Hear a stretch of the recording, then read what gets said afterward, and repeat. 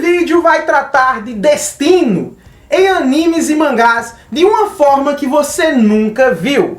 Então assista esse vídeo até o final que eu vou trazer um papo bem cabeça sobre a criança predestinada que vemos em Naruto, assim como a fórmula de usar o destino na jornada dos heróis que tem uma grande missão e uma grande realização predestinada. E principalmente quero fundamentar e defender que mesmo se tratando do destino, nenhum mérito, nenhuma realização dos personagens é anulada. Esse será um dos vídeos mais complexos aqui do Zona OP, é um assunto bem sensível e eu vou usar muitas temáticas para poder sintetizar o que eu quero dizer. Se você é uma pessoa que não gosta de pensar muito, então você talvez não goste desse vídeo, porque vai ter coisas que vão cobrar sua atenção. Assista até o final se você realmente quer entender como esses elementos são usados, elemento de destino, elemento de predestinação, é utilizado nas obras de animes, mangás, contos épicos, e por que, mesmo esses elementos serem usados, o herói permanece autor de suas conquistas.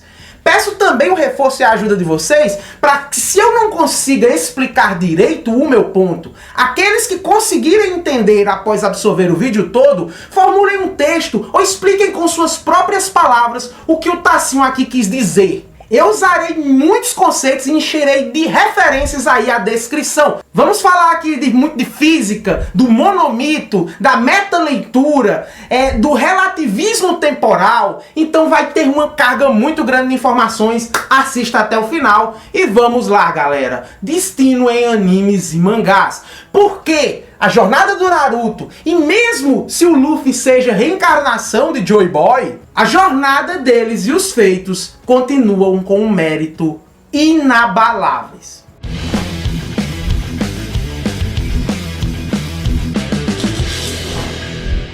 É comum em animes e séries o destino ser um forte fator na trama, principalmente na literatura fantástica, galera. O destino move a trama e o curso dos heróis. O protagonista ter que cumprir seu magnânimo destino já é abordagem literária muito empregada no monomito de Joseph Campbell e responsável por muitas construções épicas até hoje. Exemplo de autores ou de obras que utilizam o destino como principal ferramenta narrativa e fica muito show, fica muito consistente, é o Rafael S. Tavares, que publicou os livros do destino, onde lá ele conta sua narrativa numa ordem cronológica com base nas cartas do tarô. E é muito sensacional, é uma boa leitura e uma boa exemplificação de como trabalhar a metódica de destino em uma obra literária, seja anime, mangá, livro, não importa. É bem bacana. Você também deve conhecer várias outras obras épicas, o próprio The Witcher aí da Netflix, muito show, e tem isso também. Então eu lhes pergunto, galera, se em obras épicas tá tudo ok, por que quando em Naruto ou em One Piece se utiliza dessa ferramenta, vira sinônimo de demérito, vira um ponto negativo? O que eu vou mostrar aqui, galera, é como o conceito de predestinado ou a criança da profecia não tira nenhum mérito dos heróis em suas respectivas obras. Galera, já quero deixar claro que isso não é defender impacto narrativo na obra. Isso aí é outro tema, e isso aí é com o autor, se ele conseguiu abordar a temática de destino ou não, de maneira eficiente na sua narrativa. É aí que mesmo o herói trazendo as temáticas de destino, predestinação, dependendo de como o autor o articulou na obra, possa vir a ser um desconforto, a ser um erro, a ser uma mancada. Mas isso é outro bloco de análise, uma análise narrativa de obra X ou Y, que executou de maneira eficiente ou não, e eu me focarei nisso no final do vídeo. Aqui eu quero apenas defender a lógica de por que, dentro de padrão lógico, mesmo destinados, todos os feitos e méritos do que o herói alcançou em sua jornada são apenas dele. Tive que explicar isso porque no meu vídeo de Naruto, na qual seria a parte 1 desse vídeo, esse vídeo é uma parte 2, mas ele serve para todas as obras, todos os animes, todos os contos, No vídeo lá de Naruto, eu defendi o porquê reencarnação foi entendida pela fandom de maneira errada, e eu explico a lógica pela reencarnação, e eu explico também, por meio de brincadeira, como o Naruto não foi favorecido, ou não foi suficientemente favorecido, mesmo tendo vários elementos que colocariam ele a uma vantagem na sua própria narrativa. Lá eu não defendi a execução do roteiro do Kishimoto, mas eu suavizei por meio da lógica, porque estava sendo muito banalizada por argumentos simples da fandom, que gosta de jogar o caos, que gosta de detonar a obra do ninja lá. Lá eu defendi como há uma lógica dentro da reencarnação que preserva os méritos do Naruto, e a galera não pode macular isso. Lá eu não tratei do roteiro, não tratei da narrativa. Então é muito seco o camarada vir nos comentários dizer passando pano pra Naruto. Não, eu expliquei a lógica. Me critique dentro da lógica. Pessoa que chega e fala fanboy, hater, passando pano, é porque não tem intelecto pra vir bater um papo usando argumentos ou conseguir entrar dentro do seio argumentativo da conversa. Então ele joga a coisa mais simples que é, mais generalista que é, e vira só uma palavra vazia sem substância na internet, pregada ali num youtuber qualquer. Sim, um youtuber qualquer. Então vamos ao ponto lógico que eu lhes garanti. Prestem muita atenção nesse momento do vídeo. O problema de entender o destino na jornada do herói e no seu caminho predestinado está totalmente ligado à ótica. A ótica de como vemos o tempo. Nós leitores sempre temos, de forma intuitiva, a maneira de trabalhar, de visualizar o tempo como algo sequencial. Primeiro passado, depois presente, depois futuro. Ou seja, a gente cria uma sequência dependente. Mas isso só reflete o ponto em que nos situamos observando aqueles acontecimentos. A verdadeira maneira, quando se trabalha destino, profecias e etc., a verdadeira maneira de se olhar para o tempo, de se olhar para o fluxo dos acontecimentos que alguém na obra já disse ou já apontou que será realizado, que já está predestinado, não é enxergar as coisas como passado, depois presente, depois futuro. Você tem que enxergar esses três ao mesmo tempo. Esses três blocos entregues de uma vez a você como observador. Você tem que abraçar esses três esquemas como se passado, presente e futuro estivessem rolando ao mesmo tempo. Só que é difícil imaginar, porque nós humanos não conseguimos nos situar em uma dimensão em que possamos observar os três ao mesmo tempo. Porém, geralmente quem solta a profecia, quem induz o futuro predestinado, não é o leitor, não é o observador do mangá, que está preso a essa sequência de passado, presente e futuro. A figura metafísica e onisciente do texto, que já viu o futuro, que já viu o todo e que lançou a profecia, ele não enxerga como um leitor passado, presente e futuro. Ele tem o tabuleiro entregue de uma vez. Seja essa figura metafísica um profeta ou até mesmo uma profecia que foi deixada dentro do conto, um sábio vidente, ou quem sabe até subtextos tendenciosos que implicam que algo é predestinado. Você tem que tratar todas essas figuras como observadores privilegiados, que pegaram o roteiro de uma vez, que viram tudo. Observaram diferente de você de um ponto em que todo o roteiro da história já está completo. Mas o fato do futuro já ter sido visto ou indicado por essas entidades narrativas, já existia uma profecia que viu isso, que viu o roteiro inteiro. O fato deles terem visto não tira o mérito ou a naturalidade em que os eventos vão vir a acontecer. Não tira os elementos, nem influencia os elementos que fizeram a última etapa do conto acontecer. E vocês vão entender se ficou confuso com esse exemplo do mundo real. Vamos ver se vocês me entendem agora que o importante é o ponto e enxergar o tabuleiro de dimensões diferentes que um humano não pode. Existe uma galáxia chamada M100 e lá nessa galáxia a extinção dos dinossauros ainda está acontecendo. Como assim, Tassiano? A extinção dos dinossauros 65 milhões de anos atrás, como assim ainda está acontecendo? Já aconteceu para nós aqui. Só que a luz do evento, viajando pelo espaço, não chegou a M100.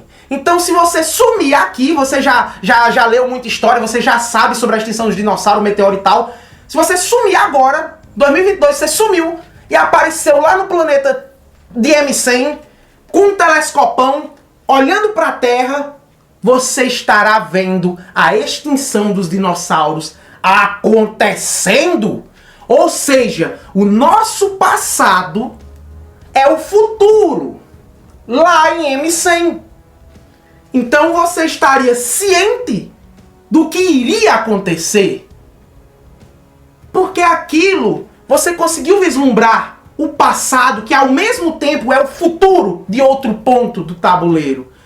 E o fato de você saber o que vai acontecer não tira nenhum dos méritos e nenhuma das naturalidades dos eventos que vão fazer aquele meteoro cair.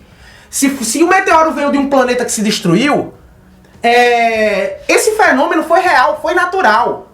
Se o meteoro dobrou sua órbita porque bateu, colidiu com outro planetoide ou algum ponto gravitacional diferenciado, sei lá, jogou ele mais rápido na Terra com mais força, pegou a órbita, pegou o eixo, foi mesmo no ponto certo. Não importa os eventos, não importa os eventos. O importante é que mesmo você sabendo do futuro, todos esses eventos vão acontecer natural. É predestinado esse meteoro cair. Mas todos os acontecimentos são naturais ainda. O fato de ir acontecer não tira ou diminui o conjunto de fenômenos que corroboram para o meteoro cair. Assim como o herói tem que fazer suas ações para concluir o futuro que foi visto, o futuro que foi predestinado a ele. Ou seja, mesmo que o herói esteja destinado a algo, alguém esteja predestinado ao grande fim épico, essa premonição, essa indicação existe de um ponto em que você tem passado, presente e futuro já contemplados por alguém, seja existente ou invisível, seja metafísico, um texto metafísico, mas o herói só cumpre aquilo se ele se mover, se ele fizer ações. E as ações dos heróis, assim como as do meteoro, para alcançar o objetivo, o destino final, são naturais e são realizações de mérito totalmente entregue ao herói. Não importa, ele já estava predestinado a conseguir isso, ele já ia salvar o mundo. O ia salvar o mundo é só porque alguém viu passado, desenvolvimento e o salvamento do mundo. Mas na nossa perspectiva está acontecendo e o herói tem que agir para chegar naquele final visto. E só existe aquele final visto porque o herói agiu. É um paradoxo, não tira nenhum mérito. Tudo que ele fez, parabéns, você é foda. Entenderam, galera? Entenderam? Se não entenderam, tem um vídeo aí na descrição do Ciência Todo Dia sobre relatividade temporal, que explica isso, e também tem uma palestra do Neil deGrasse Tyson, onde ele fala exatamente o que eu falei aqui, nas dimensões de como o ponto espacial pode mudar essa noção de tempo do observador. Tá na descrição. Então, de um ponto de vista lógico, existir autores colocarem destinos ou algo que tem que ser cumprido, não tira mérito nenhum do herói. E a prova disso é porque se o herói estiver em estagnação, aquilo previsto não acontece. Você derrotará o grande Minotauro. Só é destino absoluto assim, que tira todos os méritos do herói, que se ele mesmo parado, mesmo se ele disser não vou fazer nada, sentar no sofá, ele mata o Minotauro do nada. Alguém pegue ele e bata no Minotauro com ele.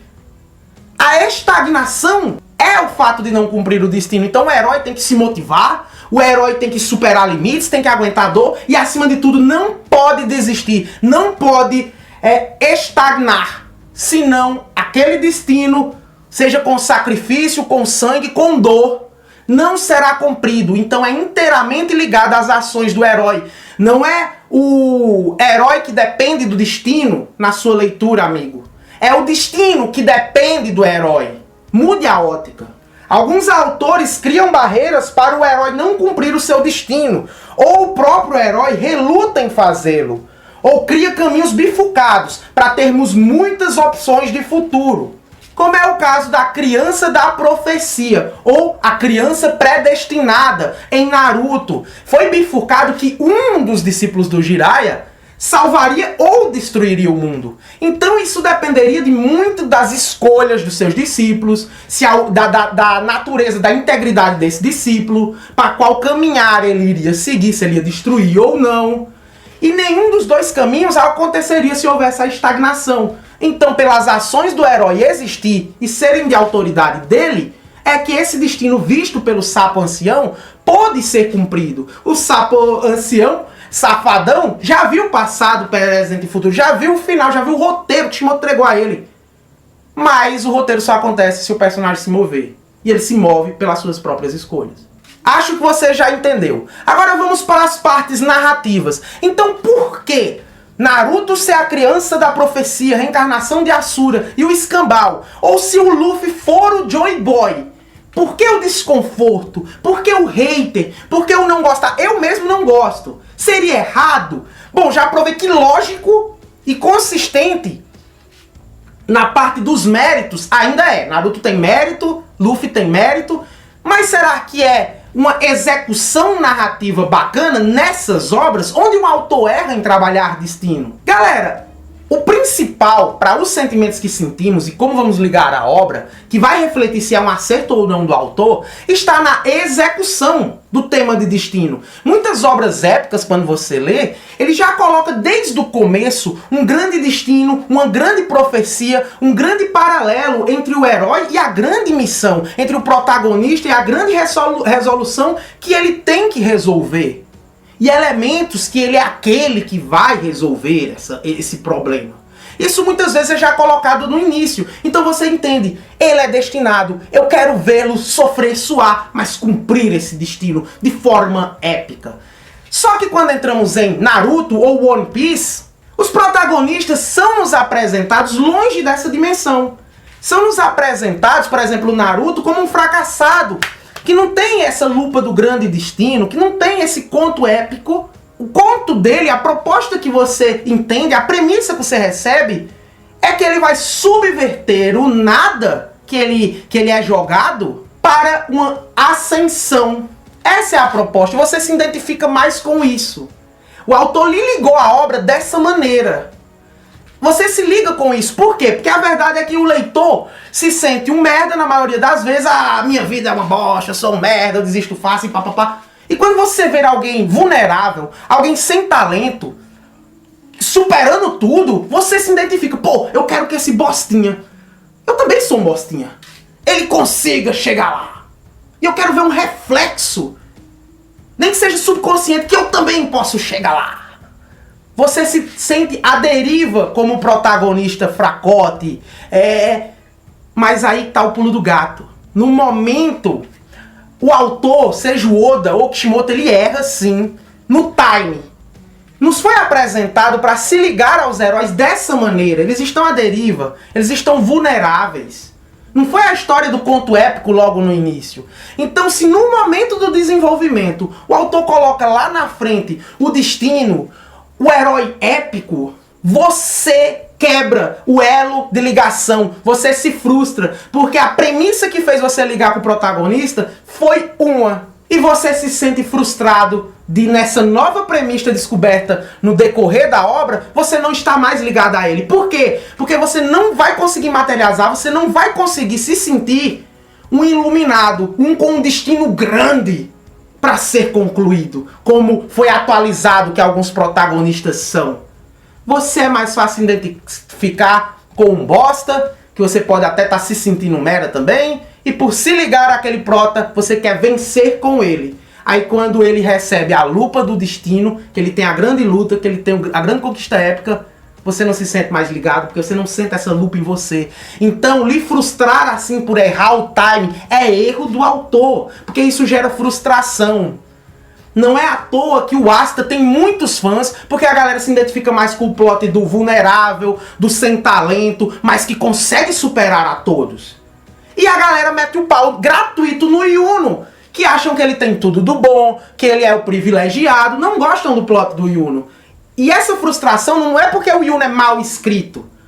É porque as pessoas têm esse sentimento. Quando você lê, você se liga. Então, frustrar o leitor, pegar essa ligação e transmitir um senso negativo a quem acompanha a obra, por adaptar agora a jornada do herói a um forte destino que não foi colocado lá no início, pode ser um erro literário, sim. Eu não gosto desse emprego e você está certo em ficar frustrado. Mas não exploda e jogue caos, colocando em xeque o mérito desses heróis, porque, como eu provei, de um ponto de vista lógico, eles ainda os têm. Uma prova grande que o tempo é de vital importância para você aceitar ou não a premissa do destino numa obra, e também fundamentar que o ponto de observação, o ponto de ótica na qual você vê o futuro, o destino, ou seja lá o que for, é importantíssimo para a sua aceitação e compreensão, seria My Hero Academia. No início do mangá, já é dito, essa é a história de como eu me tornei o maior herói. Então você já começa a obra sabendo que algo já foi realizado, que já existe, você já fica com a noção que existe um passado, um desenvolvimento e uma conclusão já estabelecida. E ela teoricamente já foi entregue em pedaços. Você já sabe o final. Ele vai se tornar o maior herói de todos os tempos. Então você sabe que ele não pode morrer. Você sabe que ele vai ter sucesso em muitos desafios que você está lendo já no período de início ou de desenvolvimento, e isso não lhe incomoda. Ele está destinado a ser o maior herói de todos os tempos, então por que não lhe incomoda?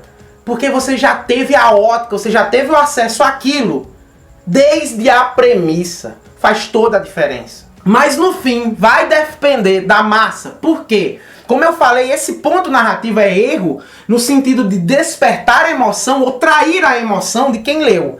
Porém, se a grande maioria gostar, se alguém, a grande maioria acompanhar essa metamorfose de maneira orgânica, pô, quer dizer que aquele cara tem um destino? Quem sabe eu tenho um destino também? Se a maioria ainda se sentir cativado pelo plot, o autor não erra, porque o importante é envolver, é contagiar, é atrair para a sua obra com os emocionais que ele está trabalhando, entendeu? Então, se foi um erro grande ou apenas um desvio, quem vai decidir é a grande fandom. Esses temas geralmente geram muito problema no Ocidente, mas eu acho que o Japão, o Oriente, não tem problema com isso. Eu vou querer ver como o mundo vai balançar quando futuras obras abordarem o fulano era destinado, fulano na verdade é a reencarnação de um grande herói, e coisa e tal, e coisa e tal. Expliquei tudo que eu tinha para explicar nesse vídeo, que ficou gigante, e se você acompanhou até aqui, cara, parabéns. Mete a hashtag aí, sou um herói overpower, que eu vou saber que você acompanhou o vídeo até o final. Ficando por aqui, galera, ainda vou fazer sequências de outros vídeos, como por exemplo, explicar a real filosofia do Neji, que muita pessoa que se diz fã de Naruto não entendeu até hoje. Então, é mais surpresinha aqui no canal. Cola aqui que você vai ver. Forte abraço a todos vocês, galera, e valeu!